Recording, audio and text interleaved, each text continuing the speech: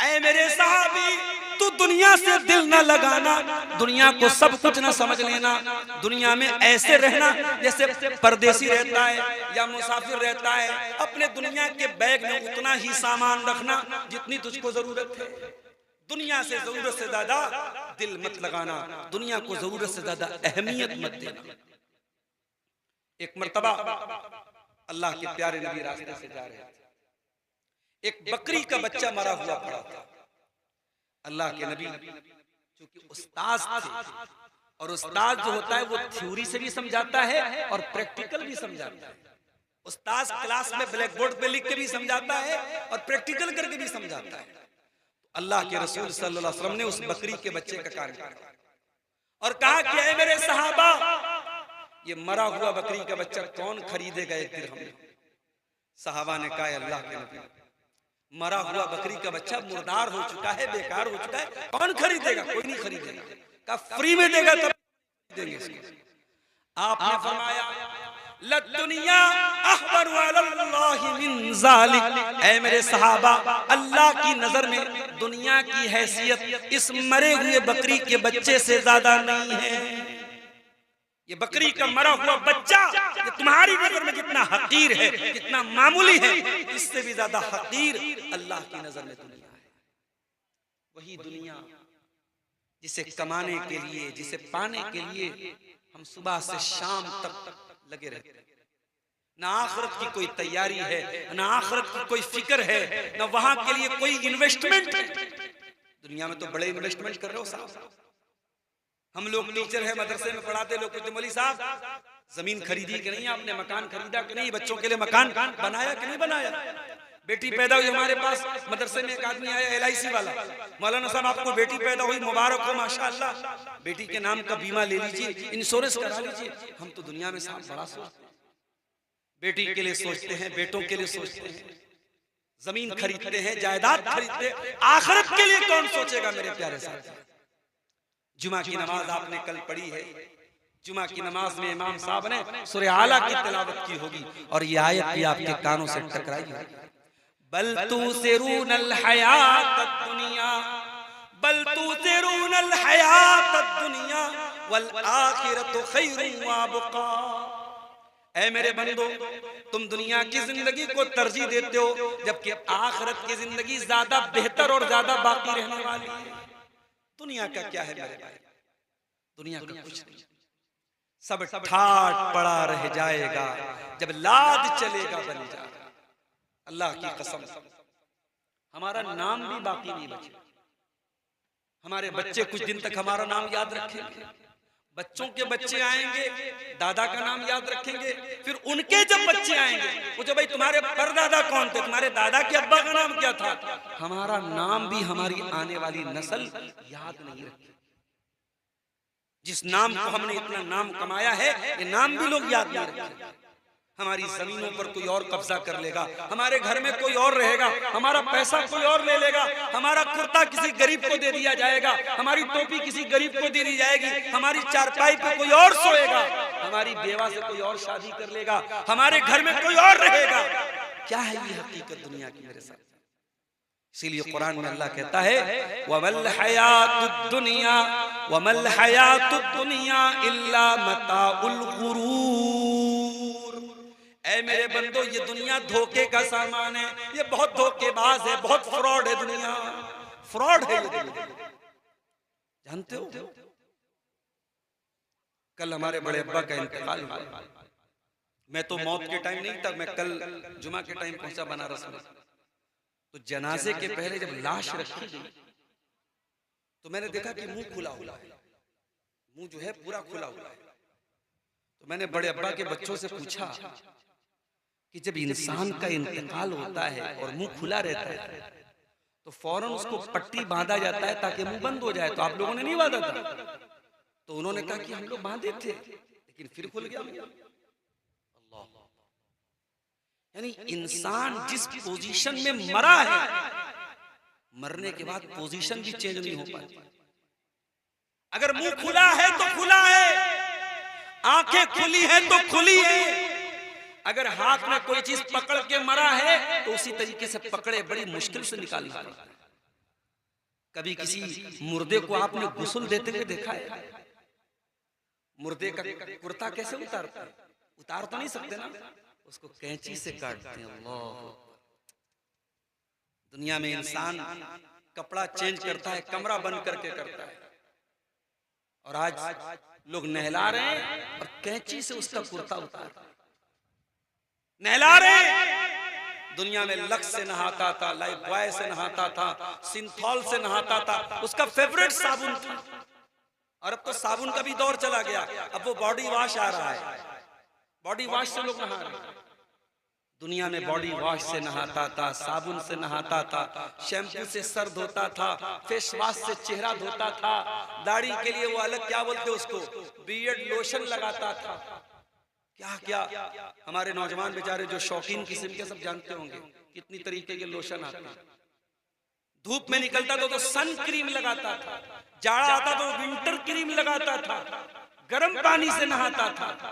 आज मर गया, कोई पूछने वाला नहीं कि भाई ये मर गया है, जाड़े का मौसम है, चलो इसको गर्म पानी से नहला दो, गीजर के पानी से नहला, कोई पूछने वाला नहीं, कोई नहीं पूछने वाला है। अरे ये तो लक्स से नहाता था, लक्स लाओ, सिंथॉल लाओ, लाइफ बॉय लाओ, बॉडी वॉश लाओ, फेस वॉश लाओ, नहीं, बस नहला दिया जाता है।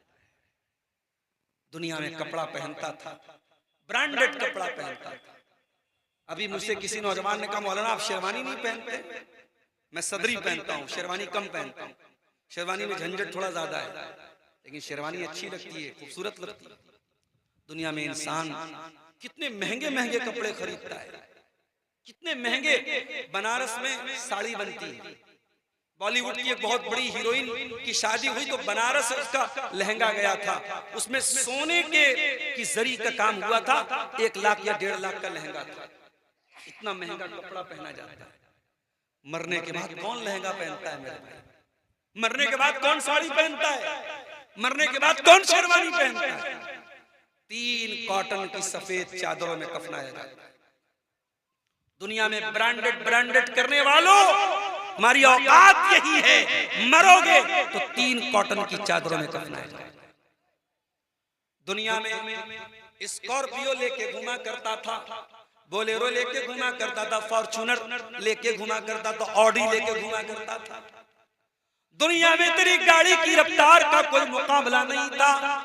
मगर इंसान तू कितना बेबस हो चुका है। आज 4 लोगों के कंधे पर तेरा जनाजा जा रहा है, 4 लोग अपने कंधे पे सवार करके तुझको कब्रिस्तान लेके जा रहे हैं।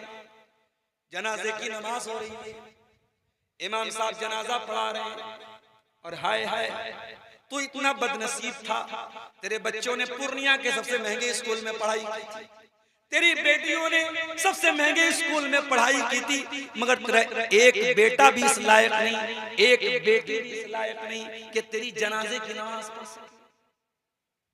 तुझे 5 बेटे हैं, 4 बेटे हैं, तेरा एक बेटा भी इस लायक नहीं है कि तेरी जनाजे की नमाज पढ़ सके। तू इतना बेबस है, तू इतना कमजोर है। इंसान तू गौर कर, तू कितना बेबस और कमजोर है। तेरा जनाजा हो रहा है, तेरा अपना बेटा जनाजा की नमाज की दुआ तक उसको नहीं आती। जनाजा हो गया, कब्र में उतारा गया, कब्र में लेटा दिया गया, तख्ता लगा दिया गया, मिट्टी डाल दी गई, रिश्तेदार आ रहे हैं मिट्टी दे रहे हैं, बच्चे आ रहे हैं मिट्टी दे रहे हैं, सब लोगों ने मिट्टी दी और मिट्टी दे के हाथ झाड़ के चले गए। लहद तक आपकी ताजीम कर दी, अब आगे आपके आमाल जाने। बस यहाँ तक आपका एहतराम कर दिया, आपका सम्मान कर दिया, आपकी इज्जत कर दी। अब्बा जान अब इसके आगे हम आपके काम आने वाले हैं।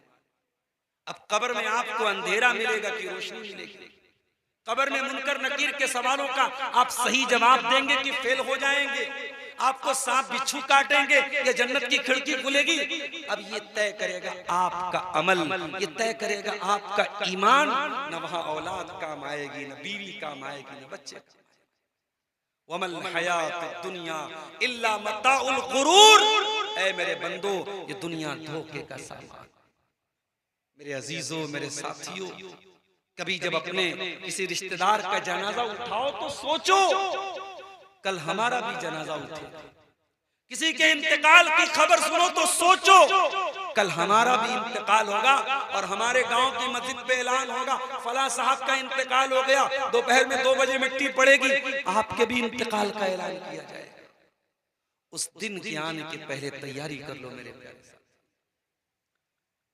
इक़्तरब लिन्नास हिसाबुहुम वहुम फी गफलतिन मुरिदून।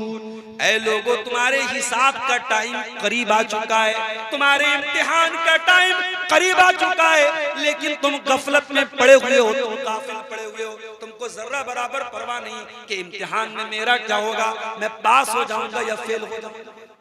तुमको अपने इम्तिहान की कोई चिंता नहीं है, कोई फिक्र नहीं।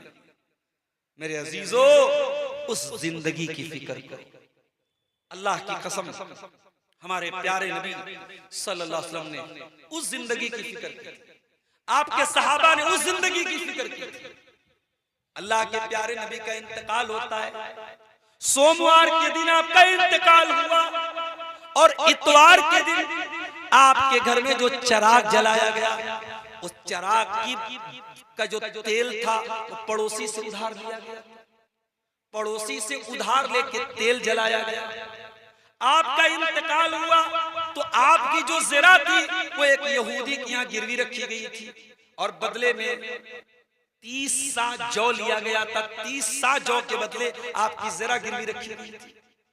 आपका इंतकाल हुआ, आपने अपने बच्चों के लिए ना सोना छोड़ा, ना चांदी छोड़ी, ना दुनिया की जायदाद छोड़ी। हाँ, आपने छोड़ा तो कुरान छोड़ा, आपने छोड़ा तो सुन्नत छोड़ा, आपने छोड़ा तो शरीयत को छोड़ा। आपने मैसेज दिया, ऐ दुनिया वालों, अपनी औलाद के लिए कुछ बनाओ या ना बनाओ, आखिरत बना लो। अपनी औलाद को कुछ दो या ना दो, ईमान दे दो, तौहीद दे दो, अकीदा दे दो, सही चीज दे दो। नबी का इंतकाल हो गया।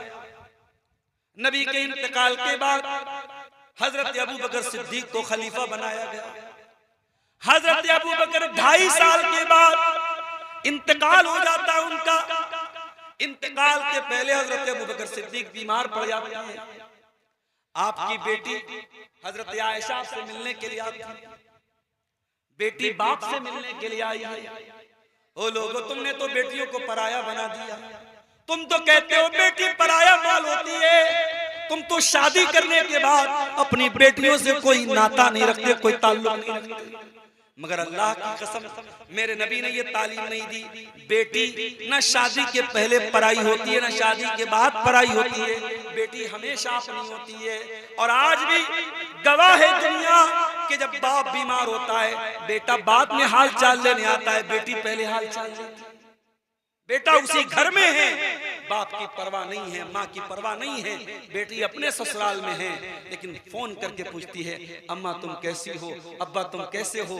अब्बा की और अम्मा की हाल चाल बेटी अपने ससुराल से लेती है। मेरे साथ बेटियों को पराया न समझो मेरे भाई, बेटियों को हमेशा अपना समझो। हजरत आयशा अपने बाप को देखने के लिए आई। बाप बीमार है और मौत की कगार पे है, मरने वाला है, और बेटी अपने बाप से मिलने के लिए। हजरत अबू बकर ने पूछा, ऐ मेरी बेटी आज कौन सा दिन है? हजरत आयशा ने फरमाया, अब्बा जान आज सोमवार का दिन है।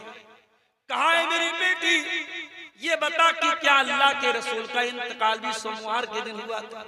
कहा कि हाँ अब्बा जान, अल्लाह के नबी का इंतकाल भी सोमवार के दिन हुआ था।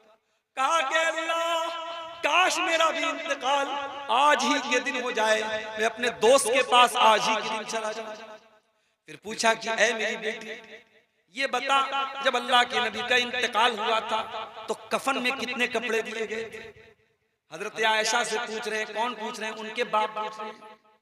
बाप अपनी बेटी से मसला पूछ रहा है। ओ मियाँ बाजार वालों, ओ पूर्णिया वालों, ओ कस्बा वालों, हजरत अबू बकर एक मैसेज दे रहे हैं, एक संदेश दे रहे हैं, अपनी बेटियों को इस काबिल बनाओ, अपनी बेटियों को ऐसी तालीम दिलाओ कि जब आपको कोई मसला पूछना पड़े तो आपकी बिटिया आपको जवाब दे। अपनी बेटियों को इस लायक बनाओ। और आज भी अल्लाह की कसम, जब लड़कियां पढ़ाई में आगे निकलती हैं, इंटरनेट पर आप देख लीजिए, इतनी अच्छी कुरान की तिलावत कुछ औरतें करती हैं, कुछ लड़कियां करती हैं, बड़े बड़े मर्द हजरात नहीं कर सकते।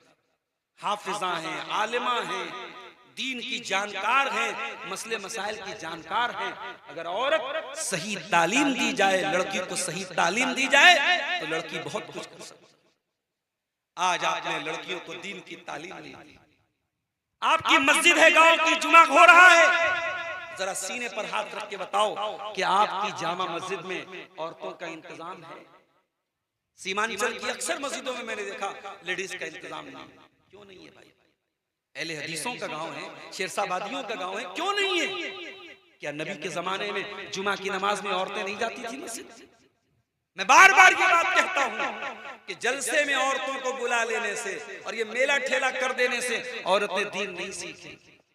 आप आधा आधा घंटे का जुमा का खुतबा भी अगर उनको पाबंदी से सुनाएंगे, उनको दीन की बहुत मोटी मोटी बातें समझ में आ जाए। हजरत आयशा से उनके बाप पूछ रहे हैं, ऐ मेरी बेटी ये बता कि अल्लाह के रसूल के कफन में कितने कपड़े थे? बेटी जवाब देती है, अब्बा जान फी सलासी बीज़िन सुहूलियतिन, अल्लाह के नबी के कफन में 3 सूती चादरें थी, 3 कॉटन की चादरें थी, सफेद चादर।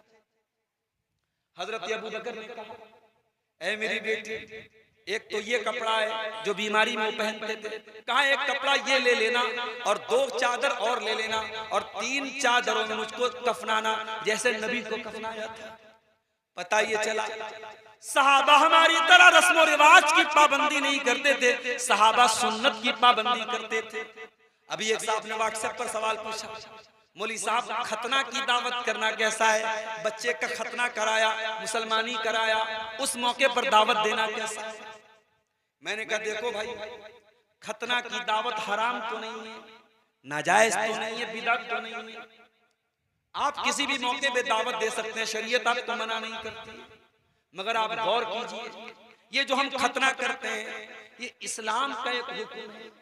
जिस तरीके से अल्लाह के नबी ने दाढ़ी को बढ़ाने का हुक्म दिया, मूंछों को कतरने का हुक्म दिया, बगल के बाल साफ करने का हुक्म दिया, शर्मगाह के बाल साफ करने का हुक्म दिया, नाखून को काटने का हुक्म दिया, उसी तरीके से अल्लाह के नबी ने खतना करने का भी हुक्म दिया है। ये आपकी ऐसी सुन्नत है जिसका ताल्लुक फितरत से है।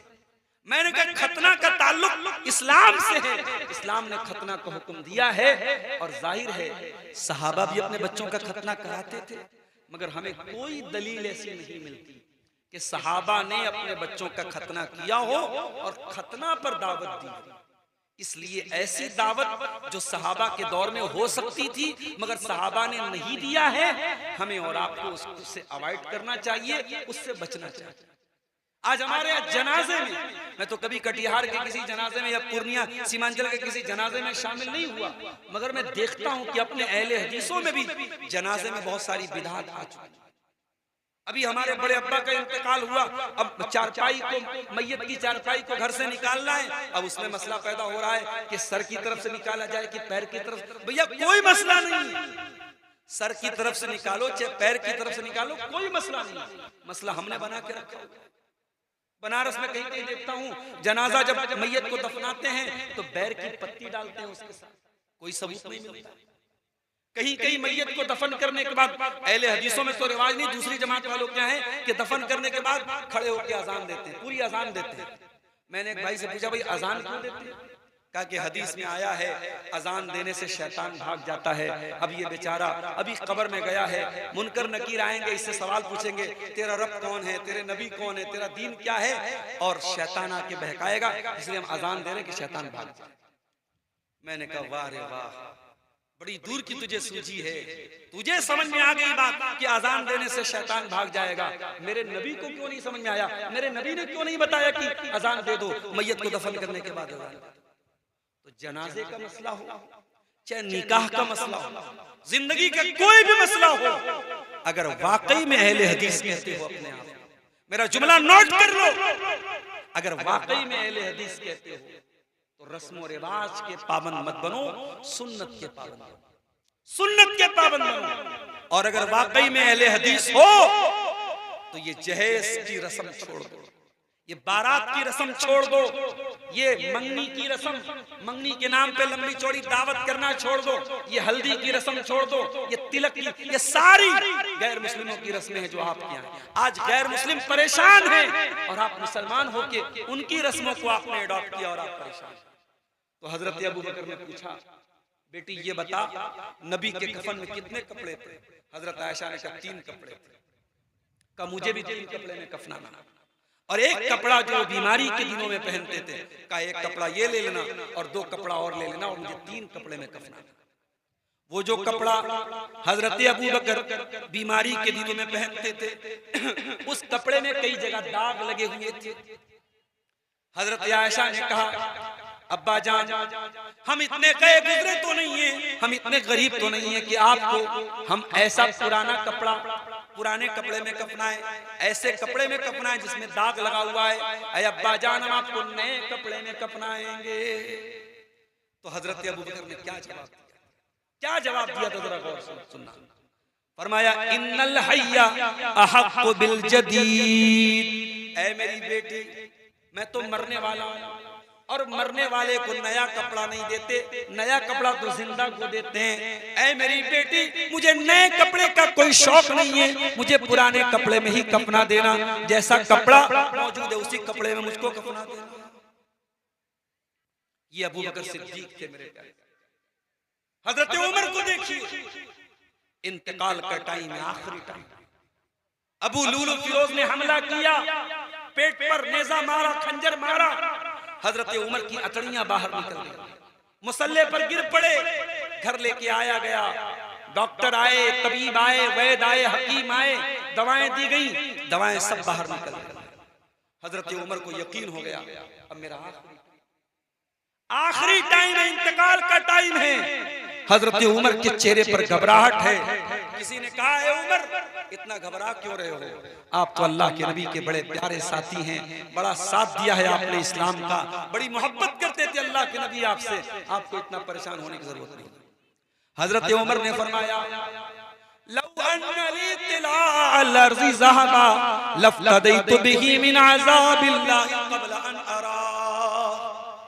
कहा कि ऐ लोगों, मैं तो ये चाहता हूं अगर जमीन भर के सोना भी मुझको मिल जाए और अल्लाह ताला ये कह दे कि ऐ उमर तू जमीन भर के सोना दे दे और मैं तुझको अपने अजाब से बचा लूंगा, तो उमर उसके लिए भी तैयार है। मैं जमीन भर के सोना दे करके अल्लाह के अजाब से बचने के लिए तैयार हूं। ये हजरत उमर थे, ये हजरत उमर थे जो नबी की जबान से बार बार जन्नती होने का सर्टिफिकेट ले चुके थे। उनको इतनी चिंता थी अल्लाह के अजाब से बचने की। और हम और आप सर से पैर तक गुनाहों में लथपथ रहते हैं, 24 घंटे जब तक जागते रहते हैं। कभी मोबाइल पर कोई गलत चीज देख रहे हैं, कभी किसी के साथ कोई गलत काम कर रहे हैं, कभी किसी को जबान से तकलीफ पहुंचा रहे हैं। हम तो गुनाहों में लथपथ लोग हैं मेरे भाइयों। हमें कभी मौत याद नहीं आती, हमें कभी कब्र याद नहीं आती, हमें कभी अपना अंजाम याद नहीं आता। मैं कभी कभी कहता हूं कि हम इतने कठोर दिल हो चुके हैं कि अब कब्रिस्तान जाकर के भी हमको मौत याद नहीं आती। कब्रिस्तान में भी जुआ खेलने वाला बैठ के जुआ खेल रहा है, शराब पीने वाला शराब पी रहा है और मोबाइल देखने वाला मोबाइल देख रहा है। जबकि कब्रिस्तान कैसी जगह है? ये इबरत की जा है, तमाशा नहीं है। कब्रिस्तान वो जगह है जहां इबरत हासिल करनी चाहिए। बड़े बड़े बादशाह भी वहीं दफन है, बड़े नेक लोग भी वहीं दफन है, शराबी भी वहीं दफन है, नमाजी भी वहीं दफन है, अच्छे भी वहीं दफन है, बुरे भी वहीं दफन है। कब्रिस्तान जाओ तो अपने अंजाम को याद करो मेरे भाइयों। हमें भी मर के यहाँ आना है, हमें भी कब्र में चले जाना है, हमें भी मिट्टी में मिल जाना है, हमको भी कब्र में जाके सवाल और जवाब देना है। इसीलिए अल्लाह के नबी के डबल दामाद, जिनके निकाह में नबी की 2 बेटियां थी, जो रुकैया के भी शौहर थे, जो उम्मे कुलसूम के भी शौहर थे, अल्लाह के प्यारे रसूल के डबल दामाद, दोहरे दामाद ज़ुन्नूरैन हजरत उस्मान गनी रज़ी अल्लाह ताला अन्हु जब किसी कब्रिस्तान के पास से गुजरते थे, जब किसी कब्र के पास से गुजरते थे, ज़ारों कतार रोने लगते थे, फूट फूट के रोने लगते थे, आंखों से आंसू बहने लगते थे। किसी ने पूछा, ऐ उस्मान, जन्नत की बात आती है तो आप रोते नहीं है, जहन्नम की बात आती है तो आप रोते नहीं है, ऐ उस्मान कब्र को देख करके क्यों रोने लगते हैं? उस्मान गनी कहते हैं, ओ लोगों, मैं क्यों न रोऊं, मैं कब्र को देख के क्यों न रोऊं? मैंने अपने नबी को ये फरमाते हुए सुना है, इन्नल कब्र अव्वलु मिन मंजिलिन मिन मनाजिलिल आखिरा, बेशक ये कब्र आखिरत की पहली मंजिल है। जिसने इस मंजिल को पार कर लिया उसके लिए आगे की मंजिलें आसान हैं। अहले हदीसों, कब्रिस्तान जाया, मैं ये नहीं कहता अजमेर जाओ, मैं ये नहीं कहता कि ये बड़ी बड़ी पक्की जो मज़ारें बनी है वहां जाओ, अपने कब्रिस्तान जाओ, अपने गांव के कब्रिस्तान जाओ और देखो तुम्हारी माँ वहीं दफन है, तुम्हारे दादा वहीं दफन है, तुम्हारा बाप वहीं दफन है, उनको देख करके अपनी मौत को याद करो। उस्मान गनी कहते हैं, मैं कब्रिस्तान को देखता हूँ तो मुझे वो हदीस याद आ जाती है, अल्लाह के नबी ने कहा कब्र आखिरत की पहली मंजिल है, जो इस मंजिल से बच गया उसके लिए आगे की मंजिलें भी आसान। एक मर्तबा अल्लाह के नबी सहाबा को लेके अपनी माँ की कब्र पे गए और माँ की कब्र पे जब पहुंचे हैं, माँ की ममता याद आई, माँ का प्यार याद आया। 6 साल की उम्र में अल्लाह के नबी ने माँ को खोया। 6 साल के बच्चे की मेमोरी आज 50 साल के बाद रिपीट हो रही है, रिवाइंड हो रही है। 6 साल की उम्र में माँ का प्यार और माँ की ममता को आपने खोया था, आज 50-60 साल उम्र हो चुकी है, आज आपको अपनी माँ की याद आई है। माँ की कब्र पे आप गए हैं और आंसू बहा रहे हैं, अल्लाह के नबी फूट फूट के रो रहे हैं, ज़ारों कतार रो रहे हैं और आपको रोता हुआ देख के आपके सहाबा भी रोने लगे, सहाबा भी रोने लगे। और नबी ने रोते हुए फरमाया कि ऐ मेरे सहाबा, मैंने अपने रब से 2 चीजों की इजाजत मांगी थी, एक चीज की इजाजत मिल गई और एक चीज की इजाजत नहीं मिली। मैंने अपने रब से इजाजत मांगी थी कि ऐ अल्लाह, मैं अपनी माँ के लिए मग़फ़िरत की दुआ करना चाहता हूँ, मैं अपनी माँ की मग़फ़िरत की दुआ करना चाहता हूँ। अल्लाह ने मुझको परमिशन नहीं दी, अल्लाह ने मुझको इजाजत नहीं दी। मेरे प्यारे साथियों, अगर आपकी माँ मुसलमान है, आपकी माँ तौहीद पर है और आपकी माँ दुनिया से जा चुकी है, तो आप अपनी माँ के लिए मग़फ़िरत की दुआ कर सकते हैं। नबी को भी अपनी माँ के लिए मग़फ़िरत की दुआ करने की इजाजत नहीं मिली, आपको वो इजाजत मिली है। अगर आपकी माँ ईमान वाली और मुसलमान औरत थी, ये कितने बड़े नसीब की बात है। अपनी किस्मत पे नाज करो, अपने नसीब पर फख्र करो कि अल्लाह ने आपको भी मुसलमान बनाया और आपके माँ बाप को भी मुसलमान बनाया। नबी ने फरमाया, मैंने अपनी माँ की मग़फ़िरत की दुआ मांगी, अल्लाह ने मुझको इजाजत नहीं दी। फिर मैंने दूसरी इजाजत मांगी कि ऐ अल्लाह, मैं अपनी माँ की कब्र पे जाना चाहता हूँ, अल्लाह ने मुझको इजाजत दे दी। फज़ूरुल क़ुबूर, ऐ लोगों, तुम भी कब्रिस्तान जाया करो और मुर्दों की कब्र पे जाया करो, वहां जाने से तुमको आखिरत की याद आएगी। मेरे प्यारे साथियों, कब्रिस्तान जाया करो और सोचो कि कब्र में हमसे जब सवाल जवाब होगा तो हम क्या जवाब देंगे। हमारे हाथों में कोई नेकी नहीं है, हमारे नामे अमाल नेकियों से खाली हैं, न हम नमाज पढ़ने वाले, न हम रोजा रखने वाले, न हम अल्लाह की राह में ज्यादा सदका खैरात करने वाले। हमारा क्या अंजाम होगा मेरे प्यारे साथियों। एक आखिरी हदीस सुना के बाद खत्म करता हूँ।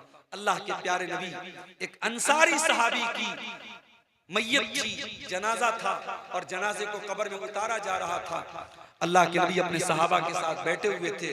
अचानक आपने कब्र को देखा और आप रोने लगे। अल्लाह के नबी ने कब्र को देखा, रोने लगे। इतना रोए हत्ता बल्ल सरा, आपके आंसुओं से वहां की जमीन भीग गई और आपने कब्र की तरफ इशारा करके फरमाया, ले मिसले हाजा फअइदू या इख्वानी, ऐ मेरे सहाबा, इस कब्र में तुम सबको जाना है, हम सबको जाना है, इस कब्र की तैयारी करो। ओ मेरे प्यारे भाइयों, नबी ने हमें और आपको ये पैगाम दिया है, दुनिया की जिंदगी में कब्र की तैयारी कर लो, दुनिया की जिंदगी में आखिरत की तैयारी कर लो। वहां दोबारा कोई चांस नहीं मिलेगा। जो तुम्हें तैयारी करना है यही करना है, वहां जाने के बाद कोई दोबारा चांस नहीं मिलेगा। अल्लाह कुरान में कहता है जब जहन्नमी जहन्नम में चले जाएंगे, वहुम यस्तरिकून फीहा रब्बना अखरिजना मिनहा नामल सालिहन गैरल्लज़ी कुन्ना नामल। जब जहन्नमी जहन्नम में जाएंगे, चीखेंगे चिल्लाएंगे और कहेंगे ऐ अल्लाह एक बार तू जहन्नम से हमको निकाल दे। हम वादा करते हैं, हम प्रॉमिस करते हैं ऐ अल्लाह हम अब दोबारा कोई गुनाह नहीं करेंगे, कोई पाप नहीं करेंगे, अच्छा अमल करेंगे, नेक अमल करेंगे, मस्जिदों में दान देंगे, मदरसों में दान देंगे, सदका करेंगे, खैरात करेंगे, नमाज पढ़ेंगे, जिना नहीं करेंगे, शराब नहीं पिएंगे, वो बड़ी बड़ी बातें करेंगे। अल्लाह फरमाएगा अवलम नुअम्मिरुकुम मा यतज़क्करु फीहि मन तज़क्कर वजाअकुमुन नज़ीर। ऐ मेरे बंदो, हमने तुमको पूरा पूरा टाइम दिया था। तुम 60 साल दुनिया में रहे, तुम 50 साल दुनिया में रहे, तुम 40 साल दुनिया में रहे, तुमको जवानी मिली, तुमको बुढ़ापा मिला, तुम बहुत कुछ कर सकते थे। अब दोबारा तुमको टाइम नहीं मिलेगा, तुम्हारा गेम ओवर हो चुका है, तुम्हारा टाइम फिनिश हो चुका है, तुम्हारा समय समाप्त हो चुका है। तो मेरे प्यारे नौजवान साथी, इस जवानी में अल्लाह को राजी और अल्लाह से जब बात करो तो ऐसे गिड़गिड़ा के बात करो, ऐसे गिड़गिड़ा के अल्लाह से माफी मांगो जैसे बच्चा अपनी माँ के सामने तड़पता है। मैंने एक वीडियो देखा, एक बूढ़ा हरम में बैठा है, खाने काबा के सामने बैठा है और अल्लाह के सामने ऐसे जोर जोर से हाथ हिला रहा है जैसे कोई बच्चा अपनी माँ से कोई चीज मांगे। अल्लाह के सामने जितना दर्द के साथ और तड़प के साथ मांगोगे, अल्लाह उतना जल्दी तुम्हारी तौबा को कबूल करे। मेरे भाइयों, तौबा कर लो, इसके पहले कि तौबा का चांस खत्म हो जाए, इससे पहले कि अल्लाह ताला के यहाँ गेम ओवर हो जाए, समय समाप्त हो जाए और मौत का फरिश्ता आ करके आपकी सांसों की डोर को तोड़ दे, आपकी सांस चलना बंद हो जाए, आपका दिल धड़कना बंद हो जाए, आपकी नब्ज चलनी बंद हो जाए, उसके पहले तौबा कर लीजिए, अल्लाह से माफी मांग लीजिए। और जब अल्लाह से तौबा करेंगे तो कितना बड़ा भी गुनहगार हो, अगर सच्ची तौबा करेगा अल्लाह उसको माफ करने को तैयार है। अगर अल्लाह की तरफ आप एक बित्ता चलेंगे, अल्लाह आपकी तरफ एक हाथ चलेगा, आप एक हाथ चलेंगे, अल्लाह आपकी तरफ एक गज चलेगा, आप चल के जाएंगे, अल्लाह ताला दौड़ के आपके पास आएगा। आप अल्लाह की तरफ रुजू तो कीजिए, आप अल्लाह से तौबा तो कीजिए, आप अल्लाह से माफी तो मांगिए। ये रात का सुहाना वक्त है मेरे प्यारे साथियों, इस वक्त दुआएं कबूल होती हैं, इस वक्त अल्लाह ताला आसमान दुनिया पर उतरता है, नाज़िल होता है और कहता है ऐ मेरे बंदो, है कोई मांगने वाला जो मुझसे मांगे और मैं उसकी दुआ को कबूल करूं? है कोई माफी मांगने वाला? है कोई मग़फ़िरत तलब करने वाला जिसकी मैं मग़फ़िरत कर दूं? इस सुहाने टाइम में मेरे प्यारे साथियों, घर जाके मोबाइल में न लग जाना, रील्स न देखने लगना, गुनाहों के बाजार गर्म न कर देना। इस सुहाने वक्त में अगर मौका मिले घर जाना और वजू करके, फजर का टाइम भी बहुत ज्यादा नहीं बचेगा, घर जाके आप अल्लाह के सामने रोने लगना, गिड़गिड़ाने लगना, माफी मांगना, तौबा कर लेना। और क्या पता कि वो तौबा के जो आंसू निकलेंगे आंखों से, वो आंसू हमारे गुनाहों की सारी आग को बुझा देंगे। दुनिया के किसी पानी में वो पावर नहीं है, तो तौबा के आंसुओं में जो पावर है मेरे प्यारे साथियों। अल्लाह के नबी ने फरमाया ला यलिजुन नार रजुलुन बका मिन खशियतिल्लाह, वो इंसान जिसकी आंखों से अल्लाह के खौफ से आंसू बहता हो, वो इंसान जहन्नम में नहीं जा सकता है, वो आंखें जहन्नम में नहीं जाएंगी। अपनी आंखों को रोने की आदत डलवाओ मेरे भाइयों, अपनी आंखों से अल्लाह की बारगाह में आंसू बहाने की आदत डालो। दुआ है रब्बे करीम से रब्बुल आलमीन हमें और आपको नेक अमल करने की तौफीक अता फरमाए। रब्बुल आलमीन हमें जिंदगी में ही मौत के बाद की तैयारी की तौफीक अता फरमाए। रब्बुल आलमीन हमें कब्र के अंदर की जो जिंदगी है उस जिंदगी को बेहतर बनाने की हमें तौफीक अता फरमाए। अल्लाह हमारी कब्र की मंजिलों को आसान फरमाए, अल्लाह मैदान महशर की मंजिलों को आसान फरमाए। रब्बुल आलमीन जिस इदारे के लिए आज का यह प्रोग्राम हुआ है, इस इदारे को मजीद तरक्की अता फरमाए और हमें तौफीक दे कि हम इस इदारे को हम तरक्की दें, इस इदारे का साथ दें और इस इदारे से जो बच्चे और बच्चियां पढ़ें अल्लाह ताला उन्हें दीन का सच्चा खादिम बनाए। रब्बुल आलमीन हम में से जो बीमार हैं उनको शिफाए कामिला अजला अता फरमाए, जो रोजी रोटी से परेशान हैं अल्लाह उनके कारोबार में बरकत नसीब फरमाए, जिनके माँ बाप दुनिया में हैं अल्लाह उनको अपने माँ बाप की खिदमत करने की तौफीक दे, और जिनके माँ बाप दुनिया से जा चुके हैं अल्लाह उनके माँ बाप की मग़फ़िरत फरमाए। आपके स्टेट में इलेक्शन होने वाला है, मैं बगैर किसी पार्टी का नाम लिए हुए यही दुआ करूंगा अल्लाह इस स्टेट में, इस राज्य में, इस सूबे में ऐसी हुकूमत लाए जो इंसानियत के साथ चले, न्याय के साथ चले, जस्टिस के साथ चले, जो लोगों के साथ अन्याय न होने दे, अत्याचार न होने दे, जो लोगों को उनकी मूलभूत सहूलतें दे, जो लोगों को खुशहाल जिंदगी गुजारने के लिए जो है तैयारी करे। अल्लाह ताला इस स्टेट को, इस सूबे को अल्लाह ताला ऐसे हुक्मरान अता फरमाए। रब्बुल आलमीन हमारे पूरे मुल्क की हिफाजत फरमाए, हमारे मुल्क को अल्लाह ताला जालिमों के जुल्म से, शरीरों के शर से महफूज रखे, जब तक हमें दुनिया में जिंदा रखे, इस्लाम पर जिंदा रखे और हमारा खात्मा ईमान पर हो। आमीन। व आखिर दावाना अनिल हम्दुलिल्लाहि रब्बिल आलमीन। अस्सलामु अलैकुम।